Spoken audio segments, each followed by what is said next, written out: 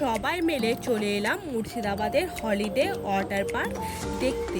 এটা বহরমপুর থেকে একটু দূরে লালবাগের কাছে নতুন গ্রামে। এখানে আমরা টিকিট কেটে ভিতরে প্রবেশ করলাম, তবে এখন টিকিটের মূল্য অনেকটাই কম, মাত্র 20 টাকা। ভিতরটাও অনেকটাই সুন্দর, তবে এখনো কাজ সম্পূর্ণ হয়নি। ওয়াটার পার্কের পুরো কাজই বাকি আছে। তবে ভিডিওটা আমি যতটুকু ঘুরেছি ততটুকুই তোমাদের সাথে শেয়ার করব। তোমরা ভিডিওটা এবার তাহলে তোমাদের পার্কের ভিতরটা পুরো ঘুরে দেখাই।